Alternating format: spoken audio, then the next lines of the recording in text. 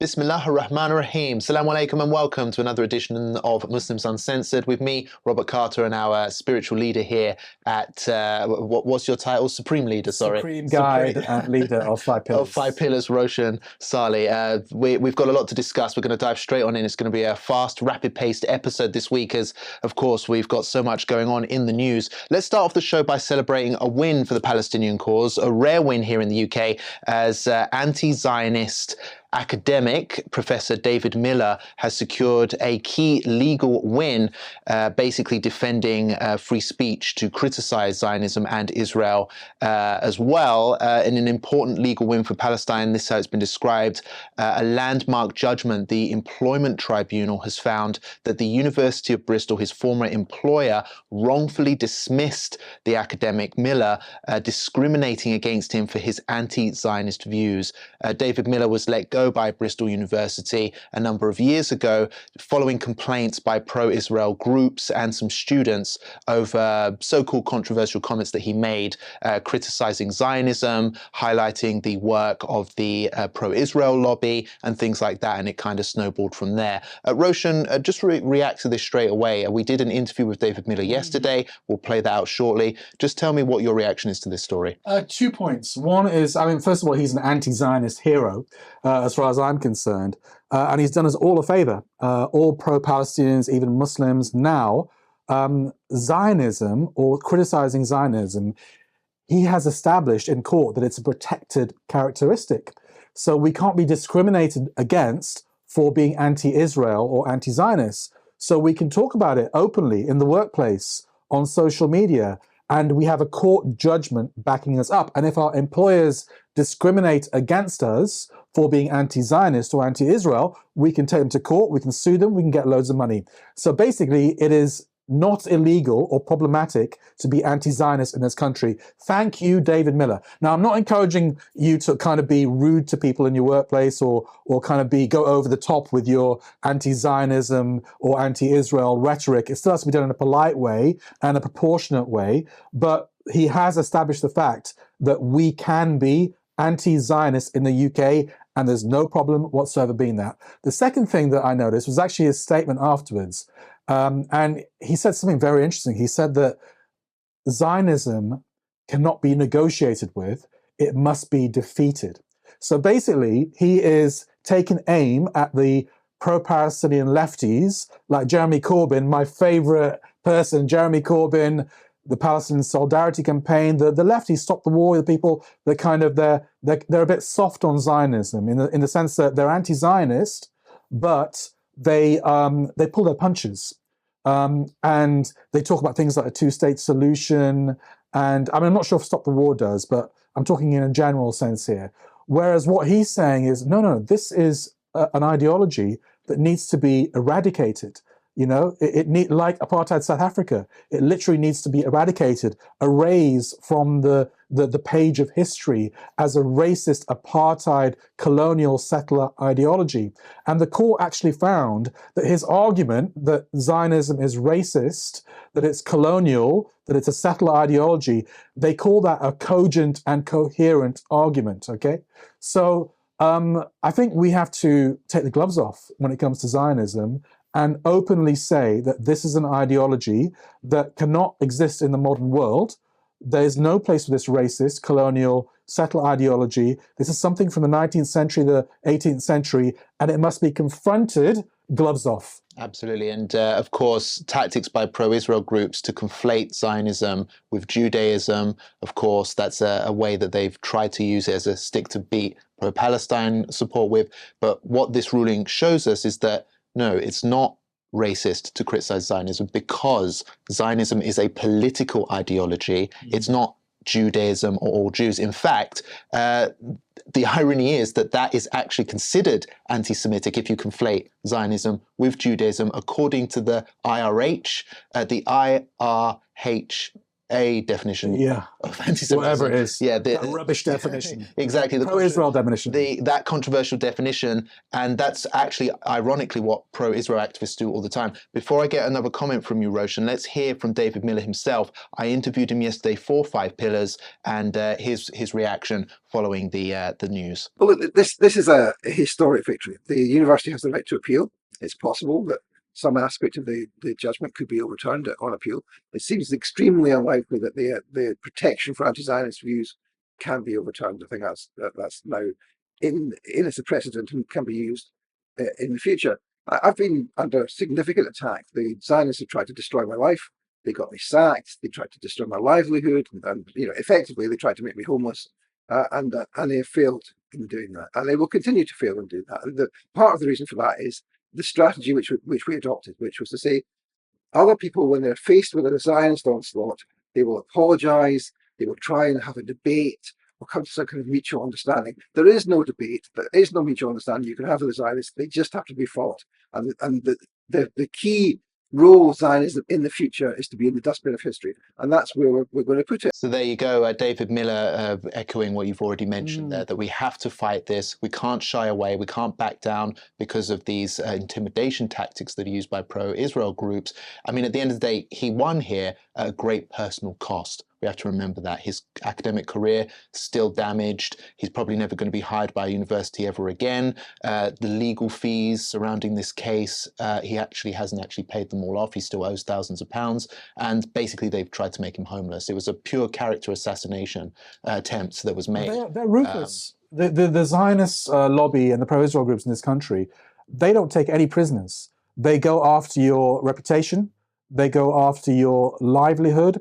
So why should we be nice and soft when we deal with them? No, I think we should use exactly the same tactics. Obviously within the realms of the law, but we should go for them like they go for us. And this is I know I keep on mentioning Jeremy Corbyn, but I actually do think that he did a massive disservice to the pro-Palestinian cause in this country. Absolutely. In the sense that he appeased the Israel lobby. Yeah. He tried to apologize for anti-Semitism and all that kind of stuff. And everyone knows that we're not anti-Semitic. Right from the start, he should have said, this is rubbish. Your accusations against me are rubbish. Yeah. I will not debate with you. I will not tolerate you. I will not appease you. You are supporters of an apartheid, genocidal, racist state. Full stop. That's what he should have done. And I tell you what, that would have galvanized his supporters. He should have used like Trump. You know how Donald Trump, I hate Donald Trump, but at least he knows how to galvanize his supporters instead of appeasing his appeasing the enemy. And ultimately, that's what I believe partially led to Jeremy Corbyn's defeat in 2019. You could also argue it's led to the Labour Party which we have today, which of course Muslims hate and are Jeremy against. Corbyn was a failure. Well-intentioned guy, complete failure. Yeah, and time has shown that actually David Miller has potentially scored a bigger win for the Palestinian cause. He set this great precedent, legal precedent, defending our right to free speech to criticize Zionism and Israel. Jeremy Corbyn actually hasn't done that. He's sort of started a snowball effect of purging within the Labour Party, pro-Palestine voices, weakening the cause in Westminster, unfortunately. Jeremy Corbyn was defeated, totally defeated. Unfortunately. Let's move on to, now we're talking about politics. Labour appears to be in big trouble in Rochdale, the by-election which is coming up there. They have a candidate they've put forward to take on the likes of George Galloway and others who are looking to undermine Labour's seat there, but it looks like their candidate's in big trouble. Let's play out a clip now of Azhar Ali as he was out in the streets of Rochdale trying to mobilise some local support for him. This is how local Muslims have received Labour's candidate. You know this guy's leader? Your murderers, mate. Your murderers, that's what you are. They say maybe won't listen. Free Palestine! Free Palestine! Free Palestine! Free Palestine! Free!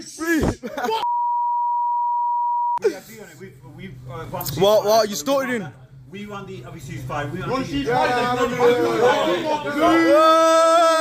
Azhar Ali leaving there. There's one more clip I'm going to play out, Roshan, very quickly. It's his team again out trying to knock on people's doors, rallies to support. Let's see how this lady dealt with them at the doorstep.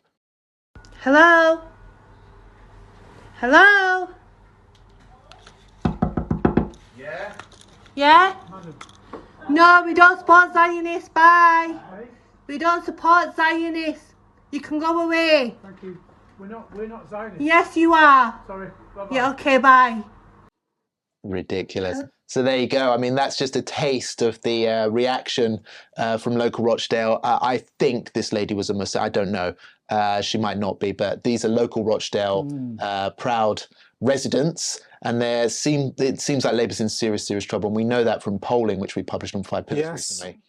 Yeah, I'd like to say a few things about Azhar Ali. I'm actually going to release an article on 5 Pillars probably tomorrow about Azhar. I just put some information out there. So yeah, I don't know much about him. Yeah, let me educate you then, Robert. Let me remove you from your ignorance and your jahiliyyah. Yeah, Roshan-splaining. Yeah, basically. Azhar Ali is an interesting character. I mean, I don't think, look, even if the Labour candidate was a really upstanding, brilliant candidate, we still shouldn't vote Labour, because a vote for Labour is a vote for genocide. So no Muslim should vote Labour, full stop. However, he has an interesting background. He was one of the founding members of the Sufi Muslim Council. Now, you're too young to remember that, but basically during the height of the Iraq War, this was an organization basically launched with government funding, pretending to be the voice of the silent majority of Muslims in this country. It was nothing but that. It was basically a government-funded, I would say, deformist organization that basically targeted, other Muslim groups in this country, especially the Muslim Council of Britain. And yeah, so it was kind of him being part of this organization, which was clearly a government attempt at the height of the Iraq War to win back the Muslim community, and it completely failed. That is problematic in itself. He was one of the founders. The second thing is that I've got it on good information that he has been a champion of the prevent strategy for quite a long time as well. And the third issue with Azhar Ali, and I put all these questions to him, yet to receive a reply, is that he was a government advisor during the height of the Iraq War. Literally when the Labour government under Tony Blair went into Iraq, massacred our brothers and sisters to even a greater extent than Israel is massacring the Palestinians now. He was right there in the heart of government. He was an advisor to Hazel Blair as the community secretary at the time. So he was there in the Brown and Blair governments. So how any Muslim with a conscience can be involved in that criminal enterprise, that's what I would call it, during that time is beyond me. So he needs to be called out about these three things. We need answers from him about these three things. I've already put those questions to him, no reply. I would like a response from him. He can tell me I'm wrong, or he can tell me this is why he did it, whatever, people need to demand answers about him over that. The second thing I want to say is about the polling. So the polling says that there has been a collapse in Labour support since the last general election. 43% decline in Muslim support for the Labour Party since the last general election in 2019. Right. That's a staggering amount of Muslims. So obviously 2019 was when Jeremy Corbyn was Labour leader. So I voted for Jeremy Corbyn. Even someone like me who doesn't really believe in voting, I voted for Jeremy Corbyn. I was a Labour member under Corbyn as well. I believed in him at the time, yeah. Yeah, what an idiot. What an idiot you are, Robert. Yeah, gullible fool. I voted for it, but I voted for Labour, but I wasn't a Labour Party member. I didn't sink that low. Come on. I regret it. It's a stain on my great reputation. But I cut up my Labour membership though. Do you remember? Yes, I do. I do. That was such a stunt, wasn't it? Kind of. Let me get some views on social. What should I do? I'll cut my Labour. I was calling for a boycott of Labour before it was cool. Now everyone wants to boycott Labour. Yeah, I remember that sanctimonious, cutting your card up and stuff like that, and let's get as many views as possible. I wanted to burn it, but you advised against it. You thought that was too much. Wasn't it? The alarm was going to go off in the studio. Yeah, but basically, the Labour Muslim vote has been cut in half since the last election, but it should be zero. It still says that 43% of Muslims who are going to vote intend to vote for Labour. Why, brothers and sisters? Are you do you not see what's going on in Gaza every day? Do you not see the dead bodies, the body bags? The death and destruction. Zero Muslims should vote for Labour. Let me play devil's advocate, because I bet those Muslims would say, well, talking with these people, engaging is probably better than total boycott. They'd say, well, we have to engage with these people. We have to try and convince them, bring them to our side. That's what they'd say. Right? Well, can you engage from the outside? Look, it's obvious. I mean, in terms of just speaking, They argue to within this side. stay in Labour No. and try and change it. I think organisations like the Labour Muslim Network should be disbanded. Quite frankly, I know they came out with this poll, so I'm glad that they did. They commissioned it, but I actually think they should be disbanded now because I think there should be a total boycott of the Labour Party. Because look, it's over, brothers and sisters. Labour's gone. It's not the party of Jeremy Corbyn. He's been decisively defeated. It is the party of Keir Starmer, who is the ugly child of Tony Blair. Self-described Zionist. It's Tony Blair's party now. It's gone. Yeah. Labour's gone. And the only way they're going to take us seriously is if we punish them in the ballot box. So if you have, uncles and aunties and granddads and who still believe in voting Labour because they've always voted Labour, please have a quiet word with them and just show them the dead bodies in Gaza, quite frankly, And a vote for Labour is a vote for genocide. No Muslim with good, even non-Muslim, who has any conscience or humanity could possibly vote for Labour. And even if that means letting the Tories in, by the way, because ultimately, this is the price that we have to pay for Palestine. This is the sacrifice. We are okay in this country. We're not going to starve, whereas our brothers and sisters are dying in Palestine. And the Conservative parties, they don't even ask for our votes, whereas Labour do. So we have to target Labour. Do you think George Galloway has a chance of winning, Robert? I have to say, if he's going to win again, now's the time. It's either now or never, I think, for George, especially at the point in his career that he's at. But my goodness, it looks like it. I mean, it has an interesting feel about Rochdale. He seems very, very confident. I think we've spoken to some local Muslims and they all seem unanimous in backing Galloway. Sure, I mean, Galloway's a sort of Marmite character. There's things that you'll hate about him, things that you'll like about him. He's, a figure that divides opinion. But I think on the issue of Palestine right now, with everyone wanting to punish Labour in the ballot box, people are putting aside their differences. Muslims are uniting in a way that we haven't seen for a long, long time. And they're saying anyone but Labour. And Galloway is running and he's ready. And he's literally saying a vote for me is a vote for Palestine. And he's literally saying that. Over the next few days to Rochdale, aren't we? Absolutely. We're going to Rochdale this week. So brothers and sisters, please keep an eye on 5 Pillars. We're going to be bringing you coverage, not just from this week, but I think on a weekly basis, right up to by-election day. And we're going to give you the results as well. So follow 5 Pillars for the best coverage there. You're not going to get it from the mainstream media. And inshallah, on Saturday, I think we're planning to put out a report on our YouTube page. Absolutely. So look out for that, inshallah. So yeah, keep your eyes on 5 Pillars. Lots of positive coverage coming soon. Some fantastic coverage, I'm sure. Let's move on to the next story. Another win, I guess we could describe it. Douglas Murray. Douglas Crybaby. Douglas Crybaby Murray, douchebag Murray, I like to call him, whatever. Come up with your own names. But he basically had an event. I believe it was a fundraising event for the IDF. Planned in London, and once the public found out about it, there was an outcry, a local protest showed up, and they basically managed to force the venue to cancel the event. So Douglas Murray got cancelled. He's the guy who likes to call for Muslims to get cancelled all the time. He got cancelled this time, a taste of his own medicine. He was forced to go and try and arrange the event elsewhere, which he did, but that didn't stop him from throwing a hissy fit online. He cried about it on Twitter. He went on Talk TV and cried about it. Roshan, just give me a reaction to the story, because hilarious, absolutely hilarious. I mean, this is the guy that celebrates when Muslims get cancelled. I mean, he was cock a hoop when Hizb ut-Tahrir got banned a few weeks ago. And of course, he's been arguing that, Islamists should stop parading through the streets of London supporting Hamas and all this rubbish that he's spouting. He keeps calling for deportation of everyone he doesn't like. If you express a view. And the first time he ever got cancelled, whoa, he threw a massive hissy fit. Absolutely. I thought it was a weakness, because obviously he's a guy that likes to project strength, isn't he? Snowflake. And what a snowflake. I mean, even if I was going to advise him, obviously I don't want to give any advice to Douglas Murray, but Douglas, I mean, don't give ammunition to your enemies, because I just saw you being really weak. I thought you're pathetic, crying and weakness. I mean, for me, when I sense weakness, I go for that weakness. I'm the bully in the playground, you know what I mean? And you're making it easy for me to bully you. You're an easy target for a bully. But yeah, let's play out a clip from Talk TV where he basically ran to Auntie Karen, Julia Hartley-Brewer. Julia Fartley Growler. Yeah, that's what I call her. Yeah, Douglas McCrybaby. Brothers and sisters, this is what we have to call them from now on, right? Douglas McCrybaby and Julia Fartley Growler. Yeah, that's right, Julia Fartley Growler. So let's play out a little snippet now and see what his reaction was following his cancellation. Well, that's one of the things, Julia, that I take away from this. This is why I say I don't recognize our country anymore. I really don't. I don't know why we have given in to Islamists and terrorists. I don't know why we've done it.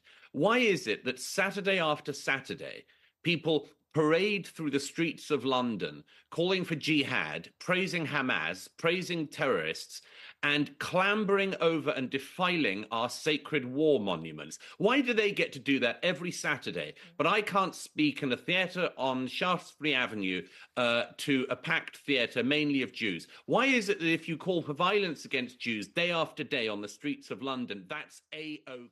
Violence against Jews day after day on the streets of London. That's enough crying from Douglas Murray. So yeah, final comments on the story? Final comments. I mean, I'm just enjoying it too much. I mean, It's just fun. it It's gave fun. me. I mean, it really cheered me up because there's a lot to be sad about, isn't there? So we have to celebrate these small victories. Yeah, it's been a good week. David Miller victory and Douglas Murray The cancelled. Zionists are crying, man. Yeah, it's a They're good week. crying back. Oh yeah, got a all lot the comments that I'm getting, because obviously I'm being a bit provocative on Twitter especially, and it's like I'm getting the right wing like deport him. Just because I like this is grounds for deportation at Met Police, at Home Office and stuff like that. Deportation. So basically, disagreeing with Zionists now is grounds for deportation, according to Twitter. I like how confident they are that they can win an argument, that the second that you actually answer back, they're like, deport him immediately. Oh my God, David Miller, get him out. I think you were added into a few of those comments. Deport. Probably. well, yeah, just pay for our tickets and we'll move, and Five Pillars will keep going from somewhere. Muslims who answer back should be deported.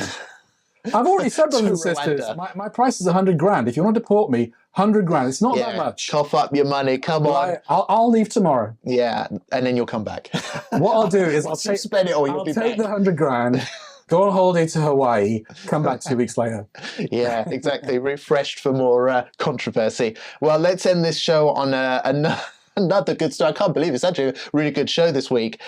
Tommy Robinson's team have been humiliated after a Muslim sister in Didsbury stood up to two absolute muppets who showed up randomly at Didsbury Masjid because they believed that Tommy Robinson was there based on footage they had seen online, which was like several years old. Yeah. So without even checking the information, they just showed up at this mosque, didn't know what was going on, who they were after. They just showed up to support Tommy and he wasn't even there. But this hijabi sister, I don't know if she wants to be named, she's from the area, she basically stood up to them and humiliated them. We can call her Tracy. Tracy. So Sister Tracy, an English convert to Islam, by the way, humiliated these guys. Let's play out a snippet now and see exactly how she handled these two absolute donuts. I still don't understand why you as the EDL has turned up at Didsbury Mosque. There's people in there who are just there doing their job, yes? And we've respected Right, that. okay, so you're not showing any respect. So you're the second in command from Tommy Robinson? Yes. Right, okay. So where's Tommy? Tommy come 2 days ago. As you've seen, there's now been a video posted on YouTube of inside the mosque and outside. Right, okay. So what's your name? My name's Ryan Ferguson. Ryan Ferguson? Yes. Right, okay. So which imam are you looking for then, Ryan? We have come here for, as I say, we've got multiple pictures and clips of him instigating it. No. I'm asking you. What imam are you after?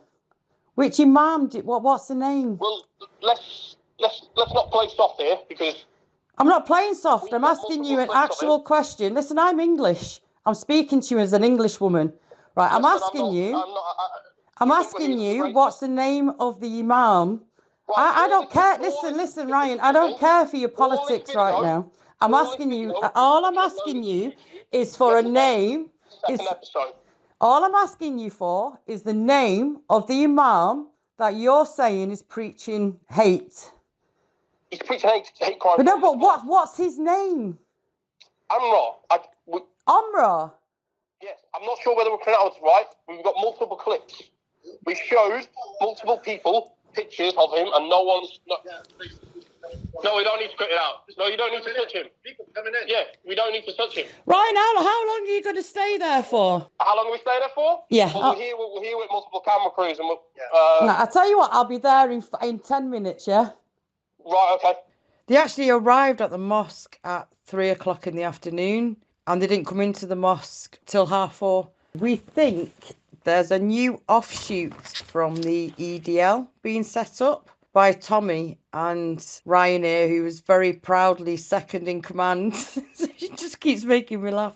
Just to give you a bit of a backstory, Tommy Robinson re-released a video of 2018 when he went to the mosque and he's trying to get into the mosque. Ryan, when he's saying Tommy Robinson was here 2 days ago, he wasn't. He'd seen that footage and thought that it was new. So he then decided to come to the mosque. It's quite embarrassing, really. So it goes on, and obviously these guys don't know what is going on. They don't know what day of the week it is. They're a pair of absolute pillocks, turtle donuts, and they just didn't even get why it was so funny what they were doing. They just didn't understand at all. I mean, if he's the second in command, then Tommy Robinson can rest easy for a while. I don't think his chair is under threat. His throne.